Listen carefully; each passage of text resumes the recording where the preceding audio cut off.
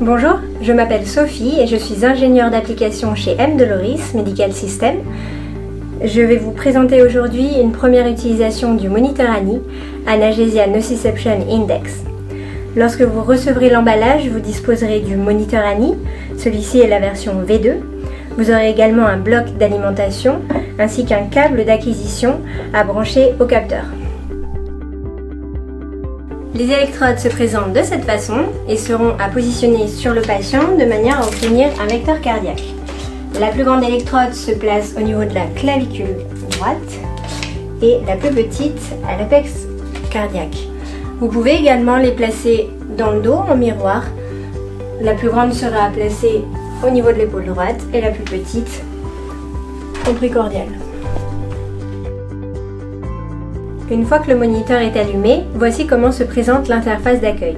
À partir du menu principal, la fonction Nouveau patient vous permettra de débuter un nouvel enregistrement. Vous pourrez exporter les données à partir d'une clé USB, ainsi que vider les données enregistrées. La fonction Mise à jour des événements vous permettra d'insérer différents temps précis dans vos enregistrements, et vous pourrez également éteindre le moniteur avec cette touche. Une fois les électrodes placées sur le patient, il vous suffira de cliquer sur la touche Nouveau patient pour débuter l'enregistrement. Une période de calibration de 2 à 3 minutes commencera alors. Une fois la phase d'initialisation terminée, voici comment se présente l'interface patient.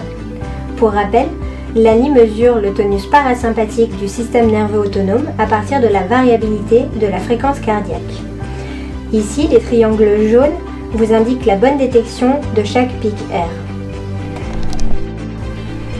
Ici, l'indicateur vert vous indique que la qualité du signal est optimale. Si jamais le tracé ECG n'est pas propre, il vous faut appuyer sur Reset ECG pour relancer la calibration. La fenêtre motif respiratoire vous présente la proportion de tonus parasympathique sur l'activité du système nerveux autonome. Plus cette partie assurée sera importante, plus l'activité sera prédominante. A l'inverse, quand elle se resserre et s'écrase, c'est l'activité sympathique qui prédomine. À partir de cette première fenêtre, on obtient alors une aire sous courbe permettant de calculer un pourcentage de tonus parasympathique avec un indice instantané en jaune. Cet indice instantané est calculé en temps réel et est représenté par la courbe jaune qui sera très volatile car elle représente les réactions de l'organisme du patient face aux différentes stimulations. Afin d'avoir une interprétation plus facile, nous vous conseillons de regarder l'indice moyenné qui est calculé sur 4 minutes et qui vous permet une représentation plus lisse des réactions du patient.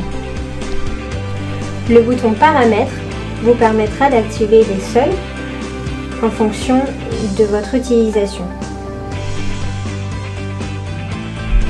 Concernant les seuils, ils seront à adapter en fonction de votre utilisation, qu'elle soit sur patient inconscient ou conscient.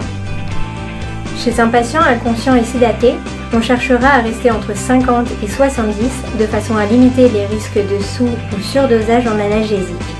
Alors que chez un patient conscient, on travaillera principalement au-dessus de 50, sachant que plus l'indice sera haut, plus le patient sera confortable. L'interprétation sera adaptée en fonction du contexte.